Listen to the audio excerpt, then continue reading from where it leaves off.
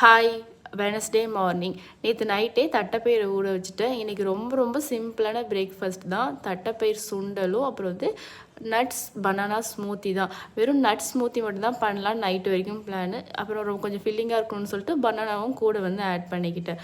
பாதாம், முந்திரி, grapes, dates அப்புறம் பாதாம் பிசின் கூட கொஞ்சம் ஊற வச்சுருக்கேன். நான் பாதாமை மட்டும் தனியாக ஊறிச்சேன். கொஞ்சம் தோல் ரிமூவ் பண்ணிட்டு ஆட் பண்ணலான்னு சொல்லிட்டு அதை மட்டும் தனியாக ரிமூவ் பண்ணிட்டு தோல் மட்டும் நுக்கி வச்சுருக்கேன். அதுக்கப்புறம் இந்த குல்கண்ட் நீங்கள் சாப்பிட்ருக்கீங்களான்னு சொல்லிட்டு கீழே கமெண்ட் பண்ணுங்கள். வயிற்று வலிச்சா இது கொடுப்பாங்கன்னு சொல்லிட்டு மார்னிங் சொன்னாங்க. இதுக்காகவே சின்ன வயசில் வயிற்று வலிக்கிற மாதிரி நடிப்பாங்களா மார்னிக்கு. எனக்கு சாப்பிட்ட மாதிரி ஞாபகம் இல்லை.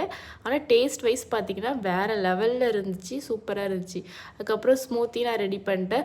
பாதாம் உரிக்கலான்னு சொல்லிட்டு எடுத்து ஒரு 2 பாதாம் மட்டும் உரித்து வச்சு அதுக்குள்ளே வேறு ஏதோ வேலை வந்துச்சுன்னு போயிட்டேன். பாதாம் போடவே மறந்துட்டேன். தேங்க்யூ ஃபார் வாட்சிங். பாய்.